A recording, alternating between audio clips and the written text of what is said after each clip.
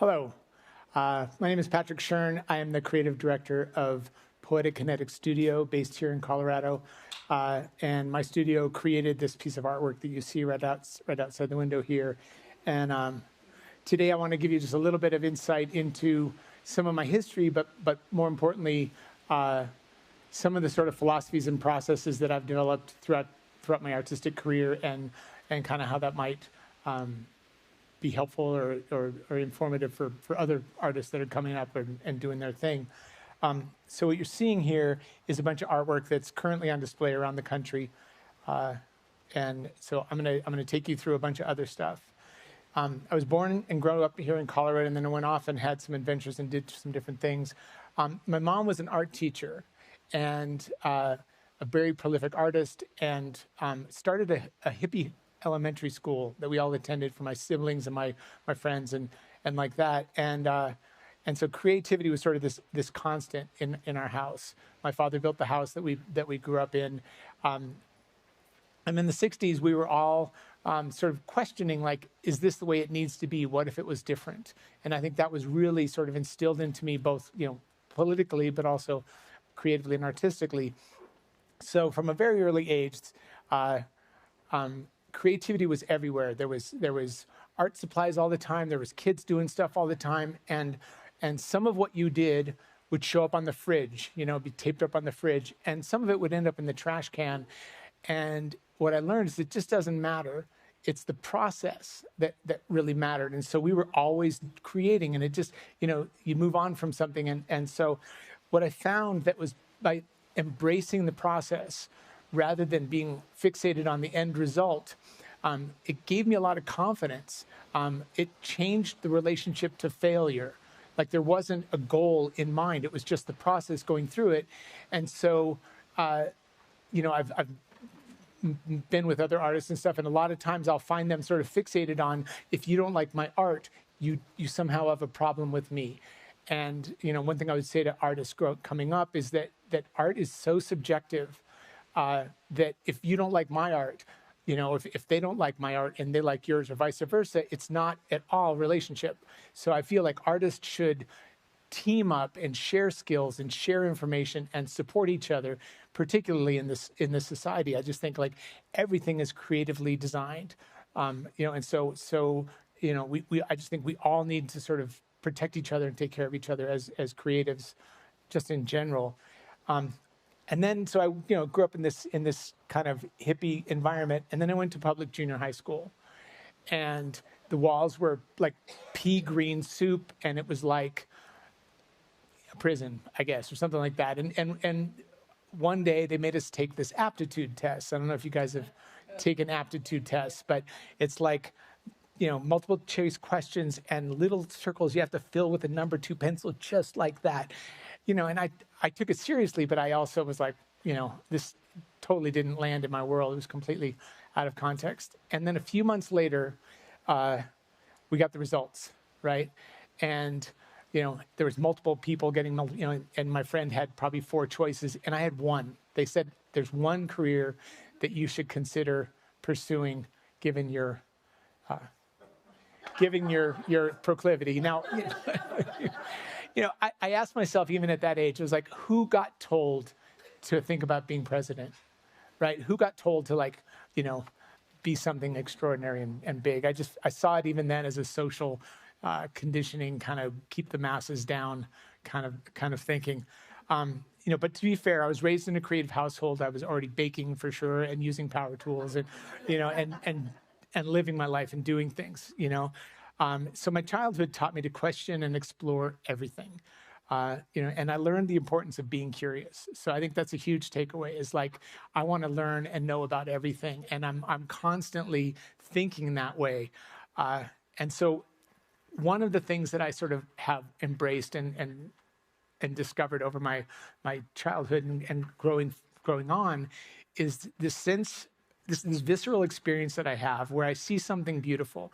Very often it's nature, something in nature, but it could be really subtle, like the way the light plays on a grass blade, or something to do with a natural principle or something scientific. but I study it, and I find myself sort of shedding all kind of adult thinking. I'm looking at it like, I feel like a Neanderthal seeing beauty in a sunset for the first time and recognizing it as beauty. It's like out of context, but something is moving inside me.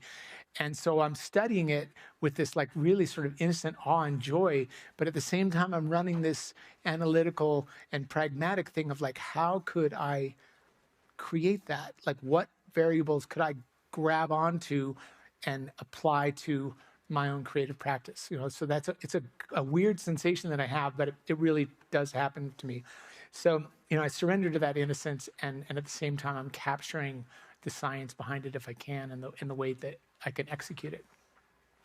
So, and then later in life, I got out of school and I went off and did a bunch of different things. But I was went to film school in New York City with the intention of building creatures for feature films and stuff. So I did a bunch of that. I ended up working on the lightweight man in suit costumes for the raptors in Jurassic Park and on from there.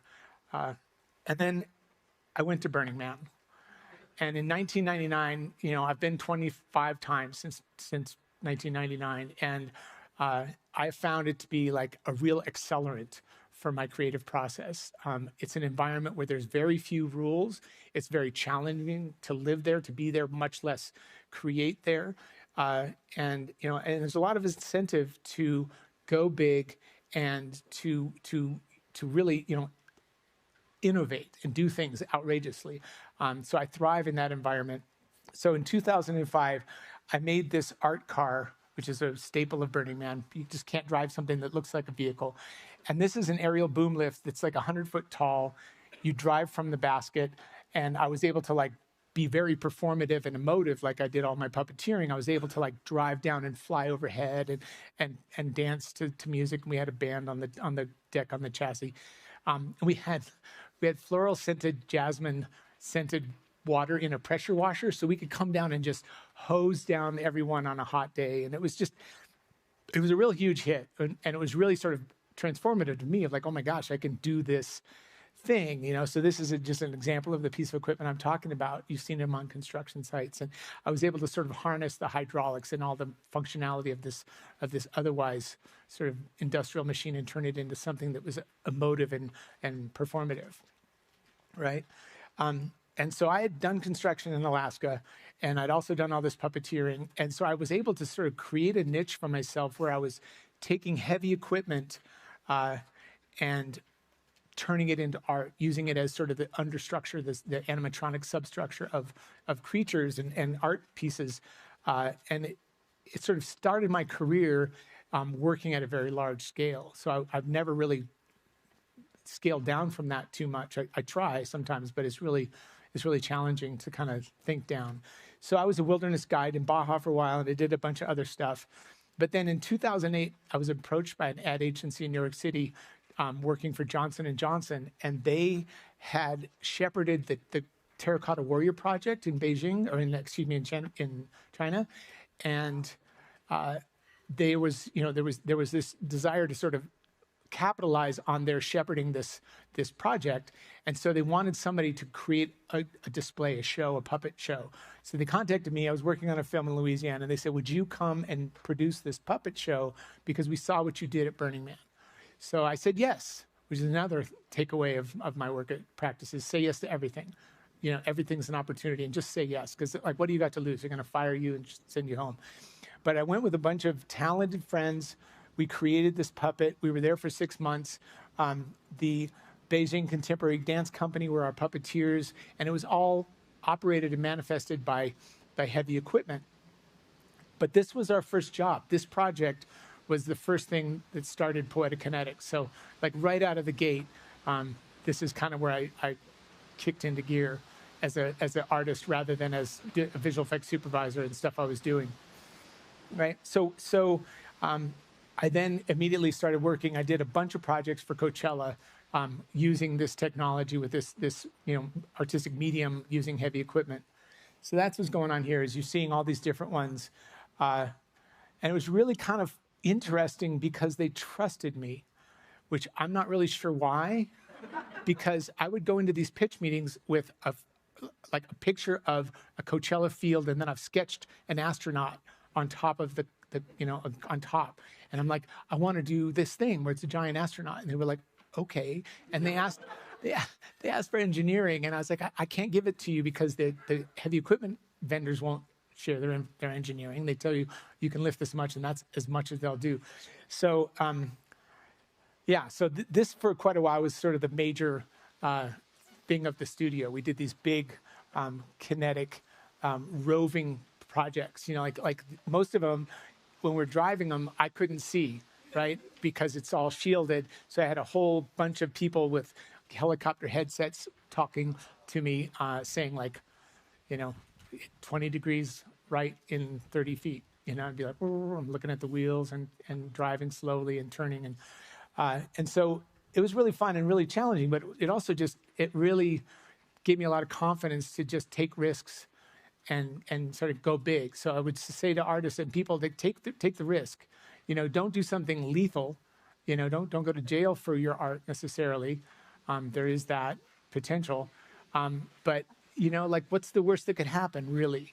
You run out of paint or something, somebody doesn't like your stuff and they make you take it down or something, but that's happened to me and it's not the end of the world. And so I would say say yes, take risks, go for it. And then one of my favorite installations for Coachella was this astronaut. And it's become synonymous with the Coachella brand. It was hugely successful and the most photographed thing they've ever done, even to date. And then in 2019, they had their 20th anniversary of the festival, and they asked me to bring this astronaut back. And I said I wouldn't do it the same way. I didn't want to just regurgitate, the same thing. So I told them we wanted to reprise it as an astronaut's gone around the galaxy and it's gone to all the best parties and all that stuff, and it's come back to Coachella, and that's the party, right? And Coachella is about the party, and that's fine and stuff, but I wanted to do something different. I wanted to do something more impactful. And so I reached out to Chris Hadfield, the astronaut. He did Space Oddity on the space station, made that music video. And I just reached out and said, hey, I've got this platform, this opportunity for you to speak to kids of youth. And I would really be honored if you would create a message that you would want to say to these people, and what can we do? How can we improve the world? Whatever you want to say. And so I was really honored. He said yes. He recorded this video, and we had projected mapped the visor of the helmet in the visor. And so I just want to play this for you because this is what happened. The first time I went around the world, all I could really see was what I expected to see. The things I recognized, the big cities and the country coastlines that I knew.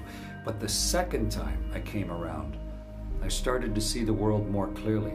And the 10th time and the 100th time around the world, you start to see the world for what it actually is. A strange, beautiful, magic place and home for so much life,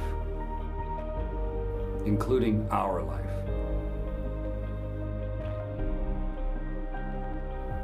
No matter where you are around the world looking down from a spaceship, you see the repeated common patterns of how we live as people, the shared commonality of the human experience.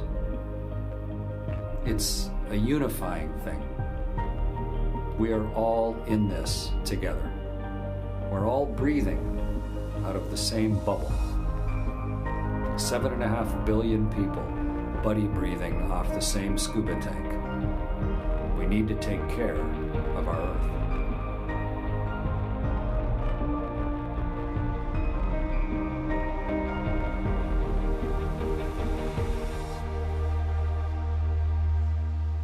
So initially I thought that was kind of a throwaway gag. Like we had this box and, sorry.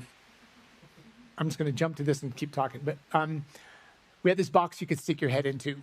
And and we were going to project your face and take your name and put it on the emblem on the chest badge. And I thought it was a gag, and I thought like, oh, the kids are gonna like this and whatever. But no, like all of a sudden, like the musical artists are finding us and wanting it on it, and it became this real thing. And so to take this gag and turn it into something meaningful, like what Chris Hadfield had to do and say, it really changed my thinking and said I can do things more than just make spectacle and beauty. I can find a purpose this place in my career. I can really make a difference and really move the needle a little bit. And if any one of those kids came away thinking like I should get into science, or pay attention to NASA or whatever, like I just felt like I was really making a difference other than just entertaining them, right? So I was speaking earlier about the child state. I'm going to back up and play this one again. Is it moving? Nope. The first time. So I was talking about like that feeling, that visceral feeling of awe and wonder and innocence. And so when I first saw murmuration of starlings, these birds flying in these huge formations, something happened in me. It felt like I was taking a breath bigger than my chest could accommodate. Something impossible was happening, and birds should just be raining out of the sky. It should just be carnage, but it's not. Something's going on. It's like really magical.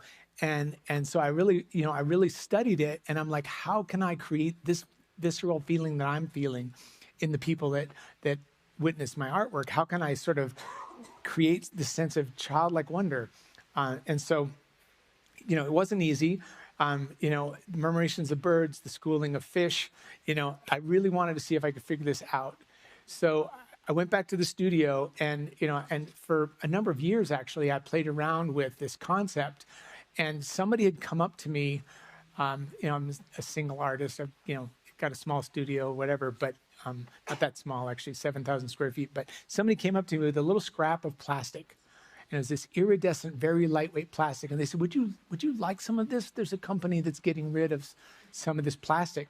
I was like, oh, it really looks cool in the light. I was thinking, sure. That's the entirety of the conversation. And 6 months later, a semi-truck rolled in from Hershey, Pennsylvania, with 28 rolls, each of them this big around, weighs 350 feet. Each one of those rolls is 8 linear miles long, right? And so they just, thankfully I had a space I could handle it, and I still have rolls of it, but it was a failed Willy Wonka chocolate bar wrapper. And they just didn't want it to end up in a landfill, and so they donated it to an artist. Awesome.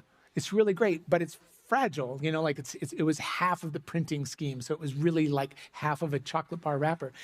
And if you puncture it, it tears, but if you hang a strip of it, it just hangs out and floats in the air, right? So that's what's going on there. Is I made one, and I was taking scraps of it into like pitch meetings at Coachella, going like, imagine this really big. It's good, right? And it didn't bite. So I decided, they have to see it to believe it, and so I just had to do it. So I did this. So this video, in a matter of a couple days, had 35 million views. Just this little video. Other videos took off and like had 50 million views, 250,000 shares. It just right, and my whole world blew up. So this is the piece we did in downtown Los Angeles, and this is Pershing Square. The grass was brought in by a Pride festival and left for us because there were so many people that were coming into this park. Before it was some nannies pushing carts and 10 homeless people hiding in the little patch of shade. And now, when this piece came in, it totally transformed this public space. And I was teaching an architecture seminar out of London, and I had all these students, EKA, free labor, and I said, okay, the course was designing for music festivals, which is kind of like, what is that? So I said, it's really more important that we really understand the demographics and the location and the wind and all that stuff. And I've got this material. I want to design with that. Well, I'll work through that, but then we're going to do it, not just talk about it. I didn't want to send them back with a maquette, a little model of something that they'd designed. So we went to the park and we said, hey, we want to put in temporary art. And because they have this allocation to do that, this permission, we didn't have to go through the cultural affairs. We didn't have to go through the bureaucracy. We were able to go right to them. And is it over? It didn't loop. I'm going to back up and let them. So, right. So they had this tower, and I said, can I go up in that tower and rig from there? And they said, do you have close quarters rigging certification? And I was like, do I need it? And they said, we just asked if you had it. And I said, yeah, but do I need it? And they kind of like, I guess not. And they didn't ask for drawings. They didn't ask for engineering. They didn't ask for anything. They just said yes. So we went in one night. We went in at sunset with a piece of heavy equipment, and I climbed up in the tower, and it's stairs. There's no close quarters, anything. And we installed this. It's attached to 2 palm trees and 1 place in the tower. And it blew up. There was no message. There was no plaque. This security team hadn't been told that something was going to be there. Journalists lost their mind. The mayor was pissed because nobody had warned him, and they were getting hundreds of phone calls every day, like, what is this thing, right? And I wanted to rig it, and this is sort of the big intention, is to rig it as if it's illusionally floating in the air. So we work really hard with creating these ultralight systems that the rope we use is a high-tech fiber that's stronger than steel dimensionally, and is really lightweight. It floats, and it allows for this performative behavior. And going through this is as close as I've been able to get to creating this visceral experience of mimicking murmuration, of how can I generate that. And so, we work with our engineers to really push the envelope and get as close to the edge as we can and remain safe. And so they've been phenomenal. They had to write special code because this is like nonlinear something engineering, because it's not structural, it's not attached. It's in some certain conditions it can turn into a sail, but it's generally not. And so they've worked with us really closely to kind of get right up to this place where the rigging is as unobtrusive as possible to create this illusion. And so this concept, this series, the Skynet is what we're calling, Skynet series, has taken us around the world. I've done like 35 of them now.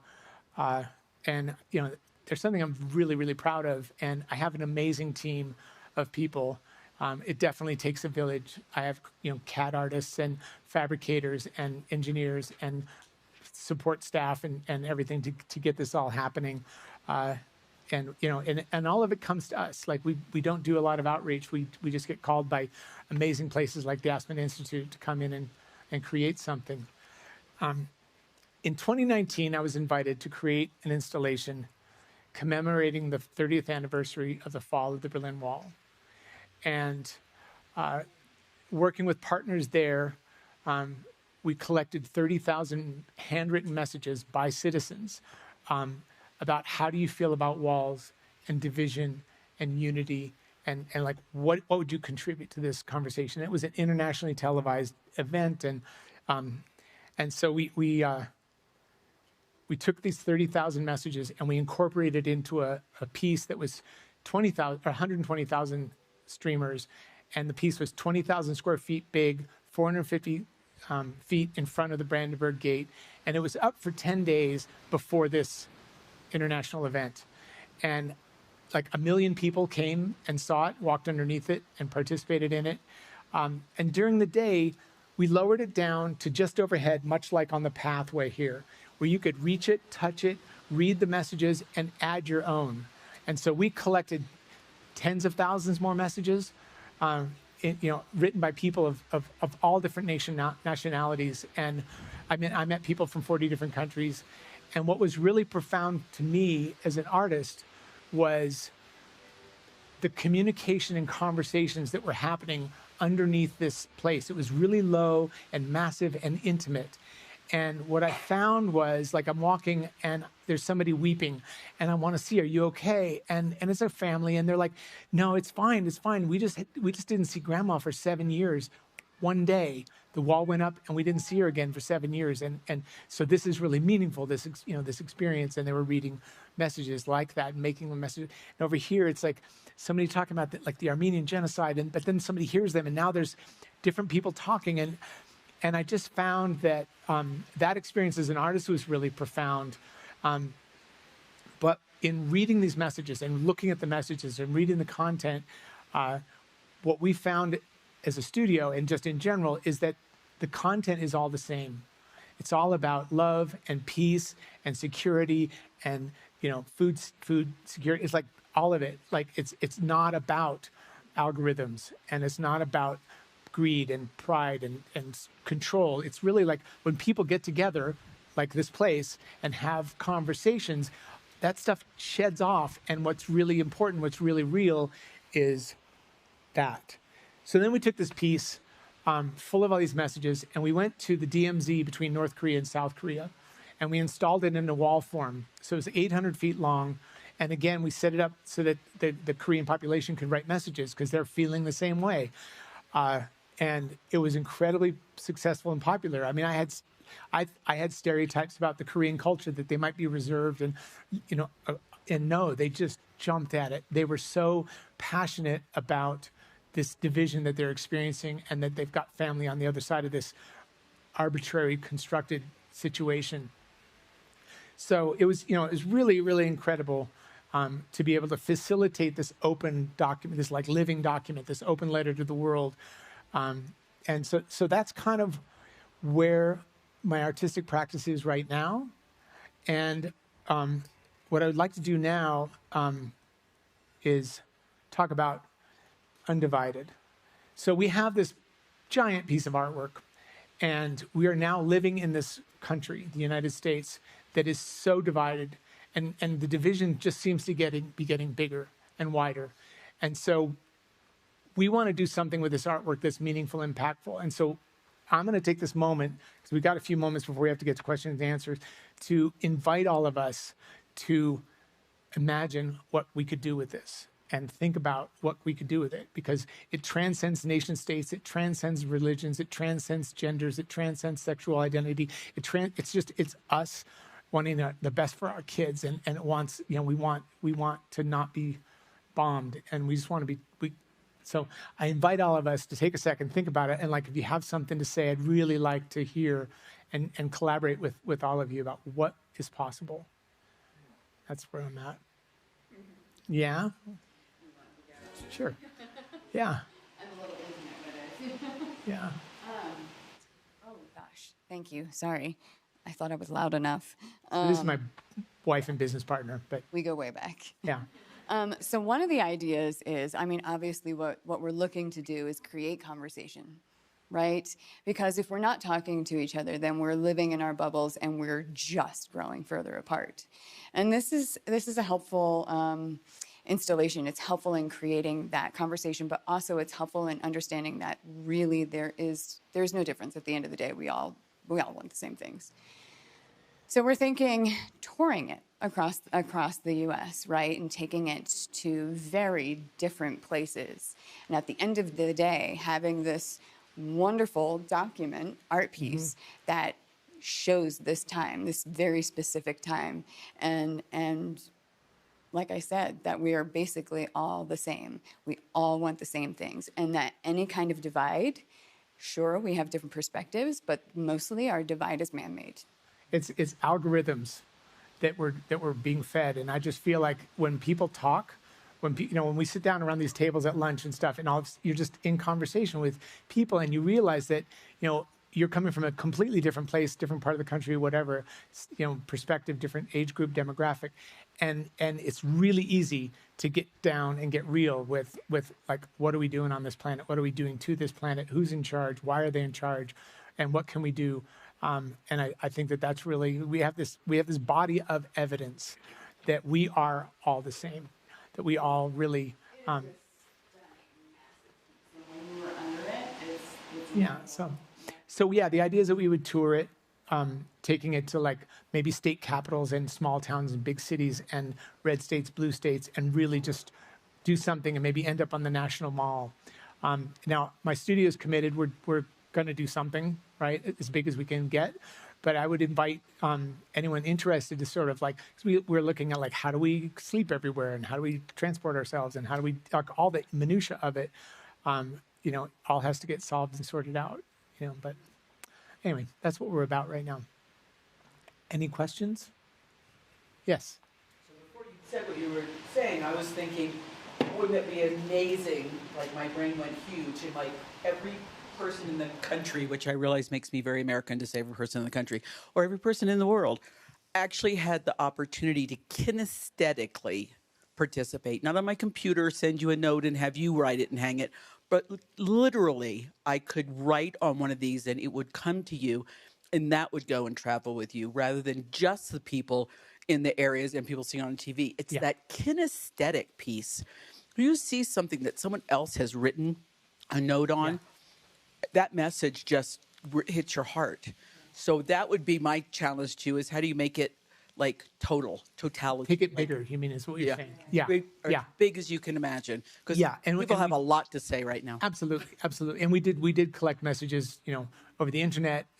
We found that all of us transcribing everyone's messages. We did these like live streams and different things, and that was exciting and rewarding. I'm not a Luddite, but I'm not like in embracing Zooms and everything. But we also had this idea of collecting it online and doing an online campaign as well, where we could either mail.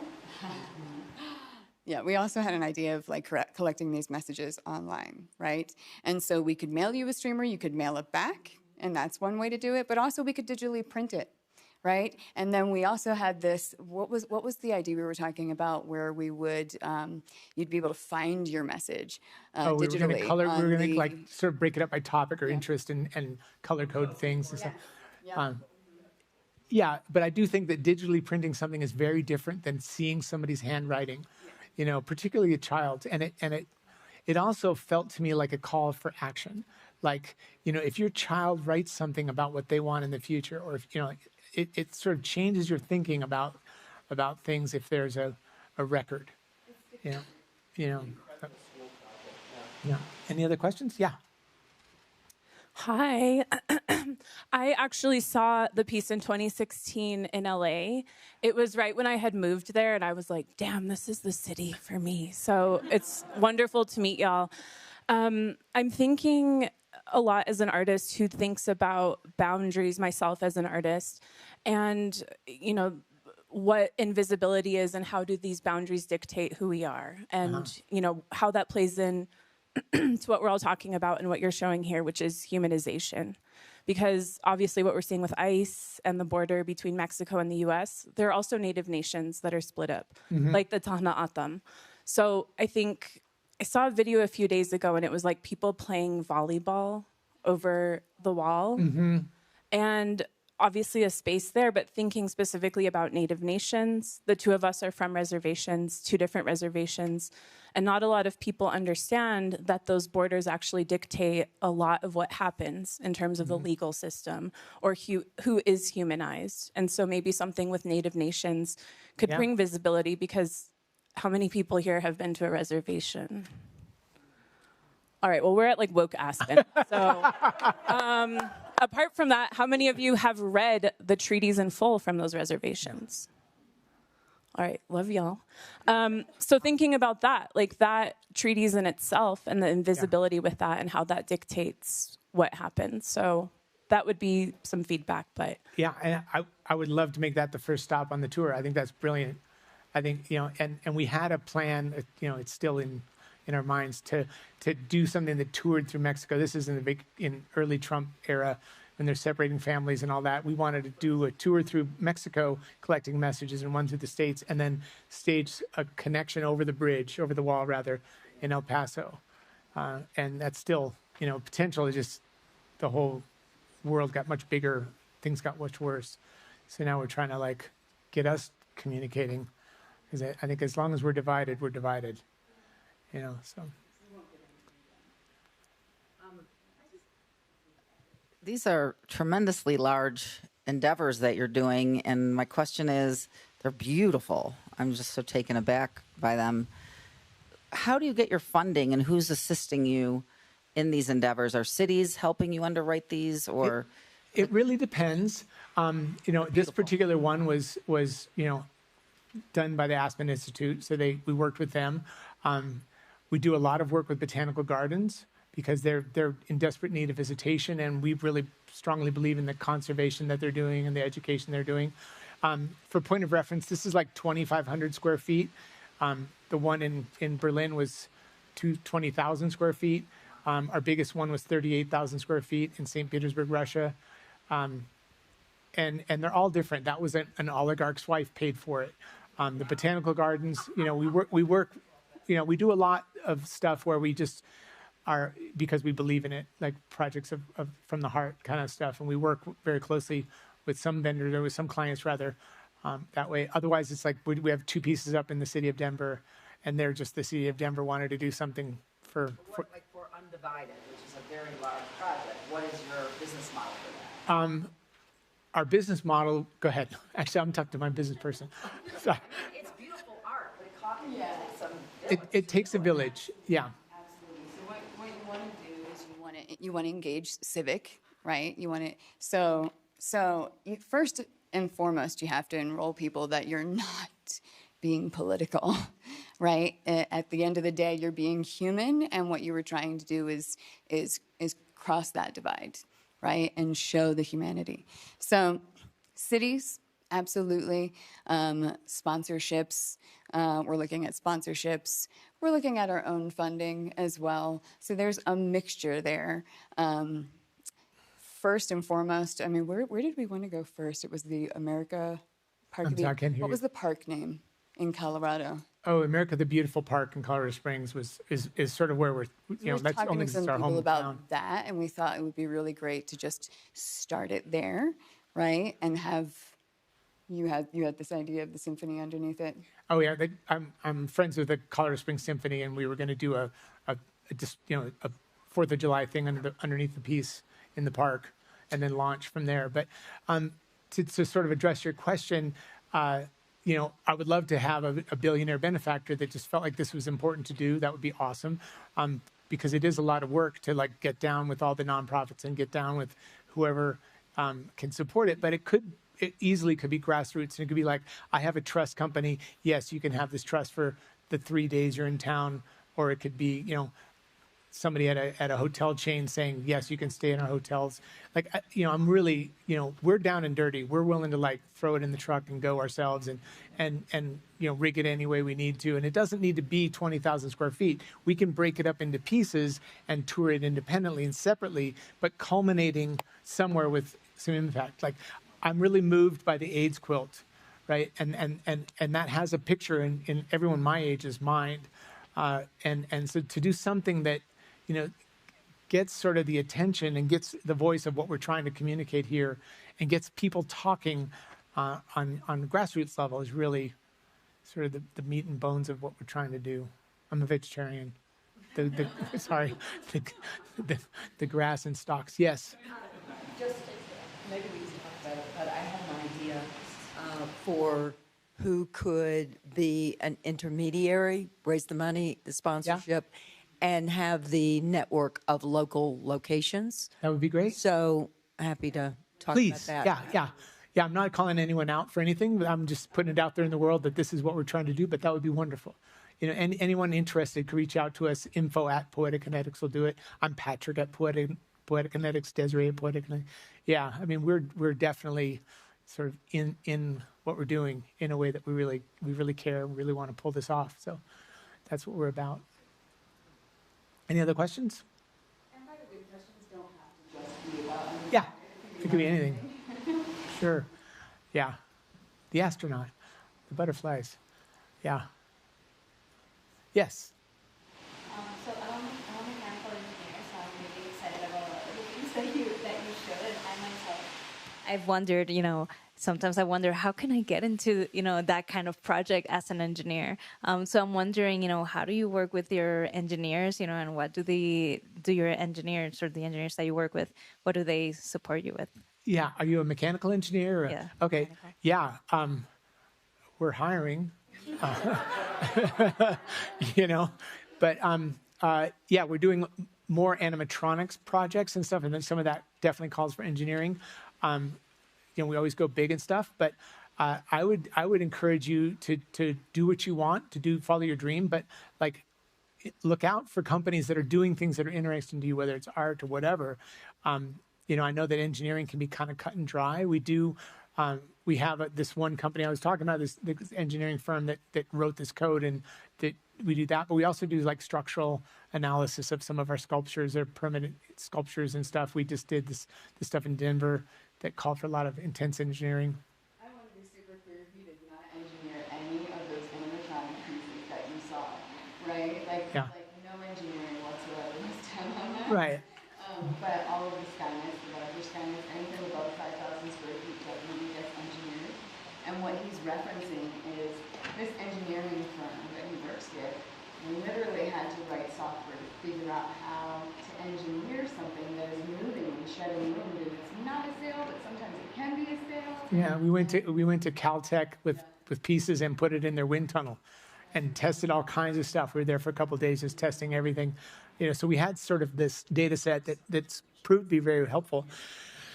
Excuse me. But I would encourage you to just reach out to us and talk. But I would love to have somebody that I could go like, does this make sense? So a lot of times I'm operating on gut instinct, and it's paid off pretty well.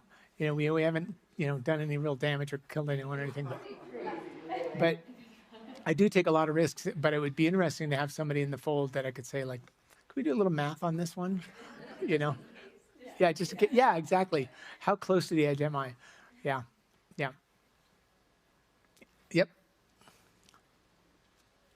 Not to be one of the kids at Coachella, but I do go, so I'm curious if you have anything on the horizon that we should be looking out for, because now that I know it's you, we're going to keep our eyes open and tell people to pay attention. So they asked us to pitch this year. They've sort of shifted their business models a few times, but we're one of their go-to outfits. And they like what we're doing with Skynets, but they asked us to do something we've never done before. So we're pitching two different concepts that are multi-layered and very large, because I think that the immersive quality of being underneath one, especially when it lifts up. So we want to bring it down as low as they'll let us and have it rigged to go like 80 or 100 feet in the air. This one's doing like 10 or 15. Do something really, really dramatic. And then something I'm really interested in, we have this film. Getting back to this child state visceral thing, we have this film that goes on windows and casts amazing rainbows into the room. And I'm like, wow, can you imagine if you're underneath this artwork and everyone is dancing and covered in rainbows? And we made a tree sculpture that has that going on. It's called the Rainbow in You tree. And when you walk up to it, it's like it's a tree, it's cool, it's a sculptural thing and whatever. And it's called the Rainbow in You tree. But when you look at the ground in the sunlight, it's all washed out. You can't see it. But if you turn around and look in your own shadow, your shadow's full of rainbows. So it's this kind of, neat sort of Easter egg thing. Kids flip out. But the idea of incorporating some of that into areas of the Skynet, so you'd have these pools of vibrant rainbow stuff. So that's kind of the direction. I don't know if I'm supposed to tell anyone about that, but that's what we're doing. Oh, I don't care. No, it's okay. It's okay. I don't care. Just, yeah. Yes. Yes. Thank you. Thanks so much for sharing. I'm so inspired by all the immersive work and the power of public artwork as well. And I'm super curious your artistic, both personal and studio artistic routine, and how these creations of wonder and awe show up in the mundane day to day. I know that every day is different and travel and, all this stuff. Yeah. But I'm curious if you kind of go into tinker or experiment, or if you're always having your eye on this outcome. And same with your creative team, if it's like a well-oiled Disneyland machine where they're, structured and pegging away at things while you're overseeing or something, or if people are in and out on the project. And I would love under the hood look and how it all gets developed. Yeah, so you spend a third of your life or more at work. And I want to be surrounded by people that I love. And we coalesce around those people. And we are very collaborative. My sort of philosophy is I source a vision and I try not to micromanage the details. So what I mean by that is I'll say, like, can you imagine if we had a 100-foot tall flower roving around at Burning Man? And it's easy to get people excited about it, but I want them invested. I want them to be proud in it, and I want them as they're making any individual permanent, personal decision, this color, that color, an extra staple in a stream or whatever it is, I want them to feel some ownership in it. So on the first flower you saw, a bunch of Burning Man friends, all volunteer. We're all just doing it. And I wanted to create this sense of ownership with them. So I said, okay, we're going to make these pedals, and they're going to go up on top of this boom lift, and that's going to be like a giant sail up there and could push the whole thing over. So it's really important that we choose a material that's the most wind porous, right? And I had an idea what that was going to be, but we all went down to the fabric district in LA, and those of you that have been living in LA or whatever, understand that there's this amazing fabric district. So we all went down, and we all bought samples, and we made probably 20 different pedals that were that shape, right? And we each covered them all, and then we got in a pickup truck, and we mounted them in a pickup truck, and we drove as fast as we could until the last one failed. And it happened to be mine because I had some experience, and so it was white camo netting, and I just knew it was really strong, but we had like lingerie lace and all kinds of stuff. But that exercise, was completely outside the needs of making the thing, but it created the sense of community and adventure and participation that I really try to take through to the studio. So we're very collaborative. We all share skill sets. We hang out together, on the weekends and do stuff. I sort of, pay a lot of attention to chemistry when we're hiring people. Skills, yes, absolutely. But, we're very liberal and very, proud about it and open about it. And so there's no gossip. There's no denigrating. None of that stuff flies for even a minute. So we really sort of foster this idea of we are a family, and we're all proud. I couldn't bring anybody on my team to see this, because this is the environment, but setting it up we did, and tearing it down we will. But we really try to bring like the accountant to an install, because then they get to see the whole thing. Go ahead. So good about if you show an interest and you want to learn something, then he's going to take the time to teach you. Yeah. Right? And that goes a long way. You've got something coming at you. Right. So like I hired some kids right out of college, right? Art majors, and I gave them a notebook, and I said, I want you to write everything down. And they're doing it on the clock, but I'm like, you're going to mix paint, and you're going to write down the formula. You don't understand what a tool is. She's drawing a picture of a crescent wrench and writing crescent wrench to it. And I'm sitting there going like, cha-ching, cha-ching, you're on the clock. But the net result is I get somebody who's got an education with the company, feels that sense of loyalty with the company, and is learning kind of the way I would like them to learn, as opposed to coming in and knowing how to do stuff. We have found that it's really hard in Colorado, where we are located specifically, to find artisans that are comfortable sort of working in a gig work way. Because like a lot of times we'll scale up, we need 10, 15, 20 people to come in and do something, and then we're scaling down again. That was easy in Los Angeles because everyone's working on films and they're used to it. But anyway, last question. Anyone? Yeah? I was just curious, getting to kind of the first part of the previous question, like where do you find your day-to-day inspiration? Do you have like a routine that you go through to do that, or? Yeah, I mean, I talked about sort of this child state that I get into viscerally about seeing something I just am in awe of. A lot of times I'm just looking at materials. I'm like, wow, that would be really interesting if you turned it upside down or combined it with this, or like, what if we didn't let the thing mix all the way? Like we've got these trees, these aspen trees that we're making. There's a series of them in downtown Denver on 16th and Glenarm. And so the trunks have this really iconic bark structure. And so by turning the gas off on your welder, after you've done all the structural welding and it's bomb-proof, then we go in and break all the rules by turning the gas off, and it creates these like puckered black, welds on the top of it. So we're kind of always experimenting and messing around, and it really is about the process, So like you're just doing it and learning. There's no failure. You're just learning. So that's really where that is. Yeah. Thank you. Yeah. Yeah. Thank you. Yeah.